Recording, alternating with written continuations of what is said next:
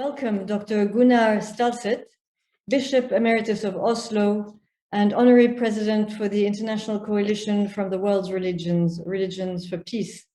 Dr. Gunnar Stålsett is a Norwegian citizen.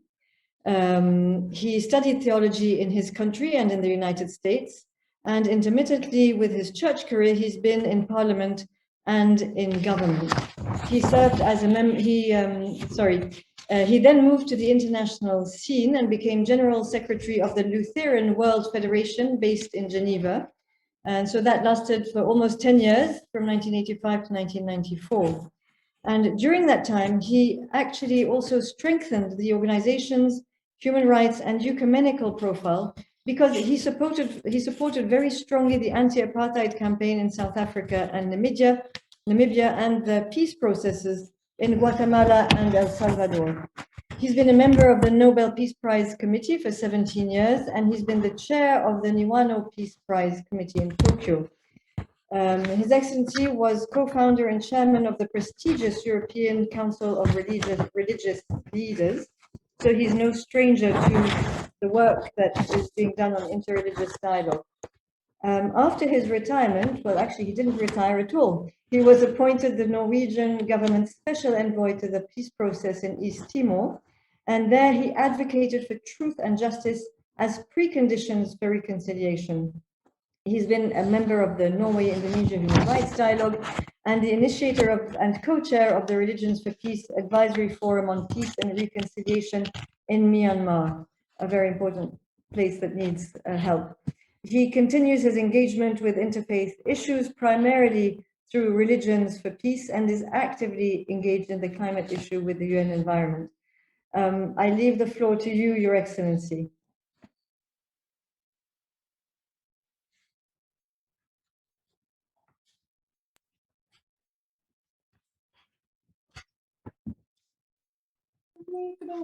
Please connect your micro. Connected. I'm connected now. Okay. Fine. Okay. Thank you, Your Royal Highness, for this full presentation.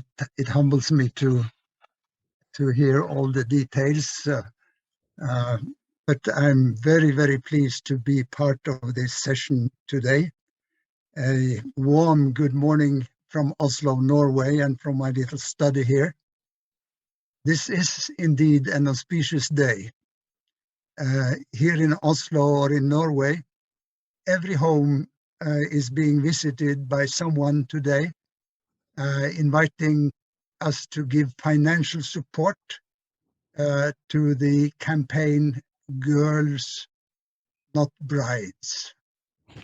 So this is important. The collection for a great humanitarian cause takes place every year at this time, and this year the focus is on the girls and the girls' rights to education and to freedom. As I was preparing for this session yesterday, I listened to my favorite Saturday TV show, and I was inspired for this day by a new song. We need a new day, a new time. Oslo is, as you know, the seat of the Nobel Peace Prize, which links us to Ubuntu icons as José Ramos Horta, whom we just heard, Nelson Mandela, and of course Desmond Tutu. On this day, the 24th of October, which is observed worldwide as United Nations Day, it is indeed worth recalling that no other organization has received as many Nobel Peace Prizes as the United Nations, and thereby its servants, and among them Adama Dieng, who is on the panel today. So congratulations to the organizers for choosing this day to a global seminar on peace and reconciliation, Mandela style. And congratulations to all of you worldwide who have been privileged to join in this very important initiative. I am honored to join this global conversation in the spirit of Ubuntu on issues facing humanity today. I am because you are. So I am in this conversation because you are in it. I am because we all are. Ubuntu is an expression of a universal bond that unites every and all human beings. That is a great statement, a universal bond. It is a simple statement and yet so revolutionary human and so movingly spiritual. I am because you are. It cuts across religions and cultures with its appeal to us all.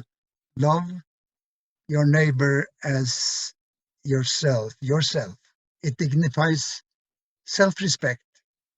Love of the other begins within a heart which is at peace with itself.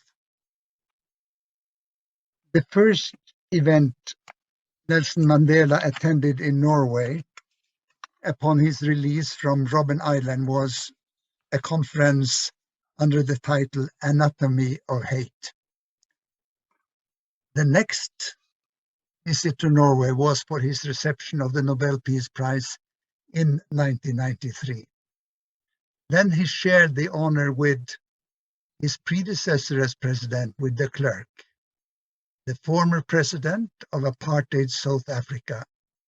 So Mandela and de Klerk embodied a prize for peace and reconciliation. Not everyone was happy with that.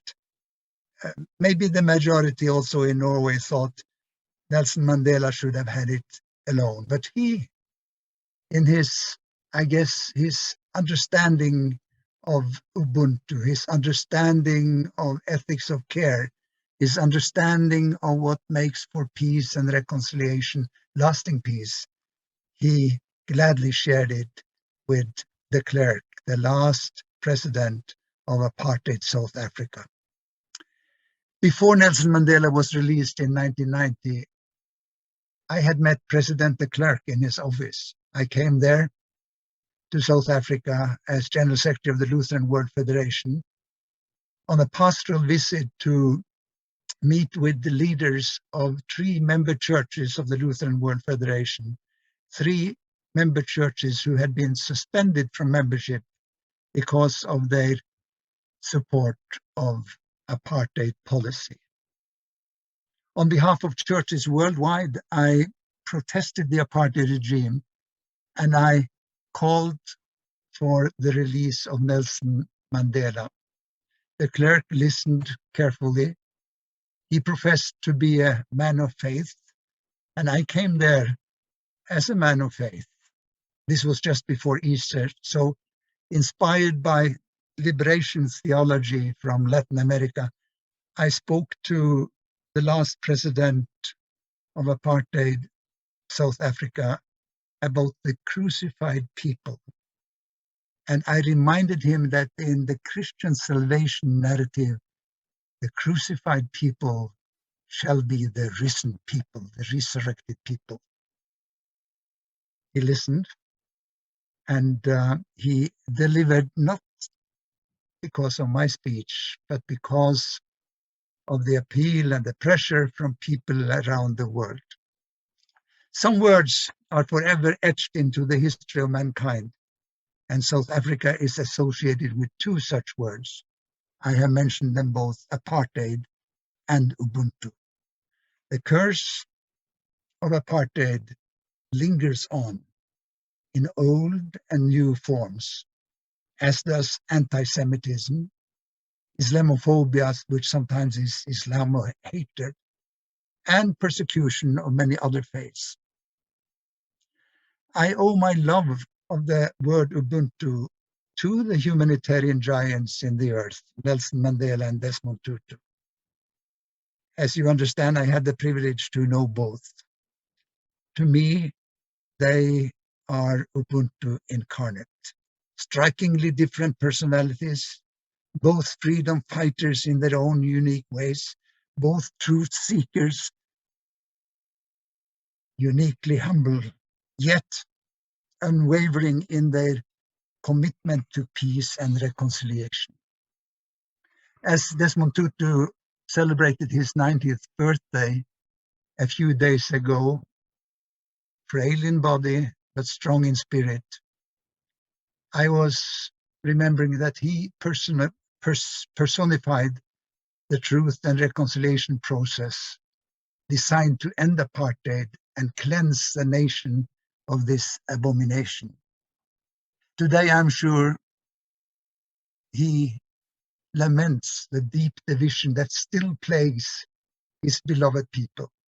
And if by chance Archbishop Tutu is listening to this program, I greet you, my dear friend, and say that no one has done more to mobilize young people in Norway against racism than you did during your many epic visits. My own daughter, 12 years old, came home one day with a button, "Free Nelson Mandela." Today, the 24th of October, is the United Nations Day. We celebrate peace, dignity, and equality on a healthy planet. As our conversation on peace and reconciliation seeks to be in the spirit and wisdom of Ubuntu, I suggest that we will be served when we embrace, on this day, embrace the framework of the United Nations. It is practical, it is doable. There is no better delivery system in the modern world for peace and reconciliation than the United Nations. The humble yet triumphant words of the United Nations Charter is a credo of humanity, and I would say this credo is sustained by all religions. Remember the opening words: "We, the peoples of the United Nations, determined to save succeeding generations from the scourge of war." And here let me rephrase, which even today as we speak is bringing untold sorrow to humankind. Think of Myanmar, think of Ethiopia. You mentioned in your own heart and mind the many you know. Reaffirm faith in fundamental human rights, reaffirmed faith in dignity and worth of the human persons, in the equal rights of men and women. It is a system of maintaining and advancing human rights.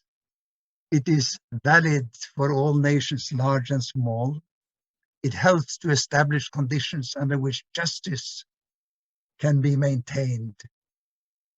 And it is dedicated to promote social progress and better standards of life in larger freedom.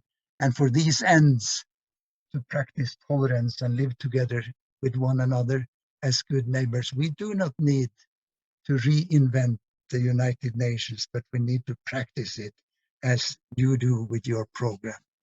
So briefly, my own involvement, as has been mentioned, the anti-apartheid process in South Africa and Namibia, particularly addressing the role of the churches as instruments and conveyors. Sometimes religion is part of the problem. My appeal is for religion to be part of the solution.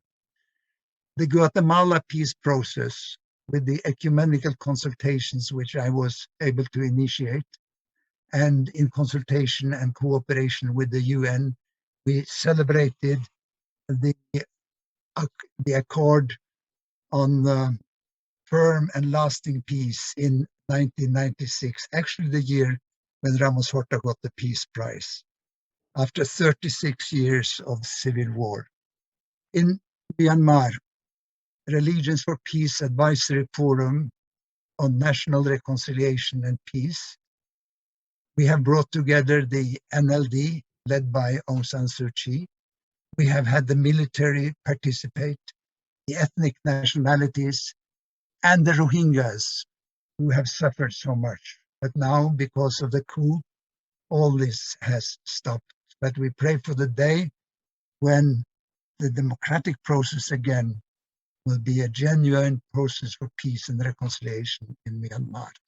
And then, of course, which was mentioned, the reconciliation process in Timor-Leste, where I was invited actually by Ramos Horta to be Norway's special envoy to a peace process with participation from government, civil society, parliament, churches, where we conducted what I called a national consensus dialogue on truth, justice, and reconciliation. So let me just end by suggesting an agenda for strengthening the global peace and reconciliation. First, as has been mentioned already, human rights to peace. It is not enough to say rights to peace. Peace must become a human rights issue, because only then there is the instrument, the international rule of law that embraces it. Then we must deal concretely with the justice issue. In my approach, I do not only speak about truth and reconciliation, I speak about truth, justice, and reconciliation. And I suggest that many of the peace processes which have not addressed the justice issue concretely, directly, and through all the pain that it arises, the peace level has not been reached. Conflicts continue. And then not ignore the dignity of being responsible. The core value is human dignity. What cannot be reconciled? The climate issue today cannot be reconciled.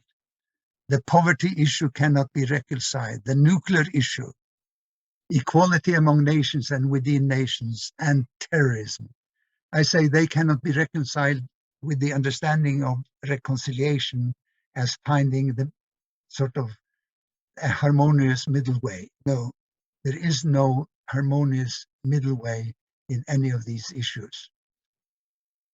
As I lived in Geneva, I attended often meetings in a hotel where there was a sign reading in somewhat faulty English, "Please leave your values at the front desk."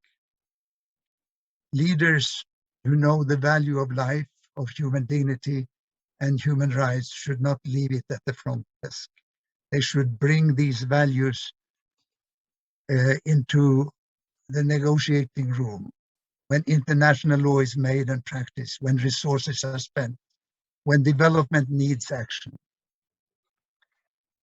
And friends around the world, at this moment when the entire human family is under siege, you and I, we should resolve to redouble our daily duties to defend human dignity and promote global equality. We should continue to call on science to crush the pandemic. We should beseech policy makers to bold acts of compassion and social justice. And on this day, we rejoice in every humanitarian effort by state and civil society, and we encourage truth, justice, and reconciliation. On a personal note, it is my firm conviction that we can all be history-changing instruments for peace. In the words of Saint Francis, where there is hatred, we can bring love. Where there is injury, pardon. When there is discord, harmony. Yes, where truth, justice, and reconciliation reign, there is the promise of peace, and we shall deliver. Thank you. Thank you so much, Your Excellency. I was in a hurry to introduce you because I was very keen to hear you, and you leave me almost speechless, but I have to speak. So I think you can definitely count yourself among the great giants that you mentioned. Thank you so much for these stark reminders, these very important reminders of what compassion can do, the power of compassion in Ubuntu. Thank you also for sharing a very, very also very powerful agenda about truth, justice, and reconciliation, and the values that really cannot be left at the table, and that we can all be instruments of peace. And I think these are so important values and words of wisdom that I'm sure our delegates who are here from around the world will value and cherish, and hopefully think about and really reflect on and meditate in the days and weeks to come, and in their work on a daily basis. So really, thank you so much. We have a question, Your Excellency, from Hashimu Adamu of Niger. And he asks, what policy of reconciliation and peace for a community plagued by interreligious conflict? Thank you so much. Thank you for your words, and thank you for this question. One of the initiatives that I was part of in Myanmar, in the dialogue that now has stopped, was to celebrate the International Day of Tolerance in Mandalay. And you know, next month on the 16th of November, it is a UNESCO Day of Tolerance. So if we lift up, find that document, which is really a charter piece of humanity, of hope and faith, and put into practice tolerance, it will bring communities of faith up front in the struggle for peace and reconciliation.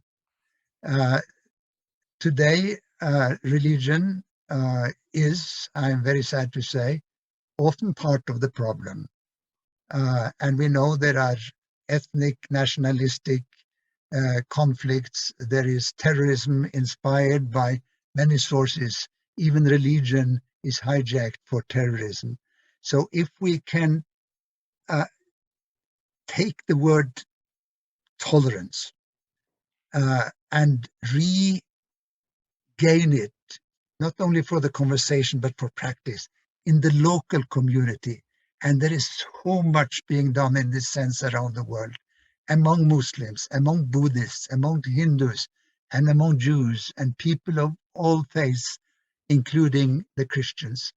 So we need to be grateful for that, but we also need to be critical when it doesn't function, and we need to seek an alliance of tolerance, and again say we don't have to reinvent the text for that. Find the Declaration of Tolerance from 1995 and you will see that it can be inspirational, informative, and mobilizing us all today. Thank you so much. Thank you, Your Excellency. That was truly extremely inspiring. So Hachimu Adamu from Niger, your answer is there. And for everybody, I think we're all so concerned about interreligious tensions and conflict. And I think we'll all need to go back to that text in 1995 that His Excellency mentions. Religion, it's true, has been hijacked, but religion has also been part of the problem and part of the solution, pardon me, and can be again. And I thank you. You're a living example of that, Your Excellency. So thank you again so much for your wise words.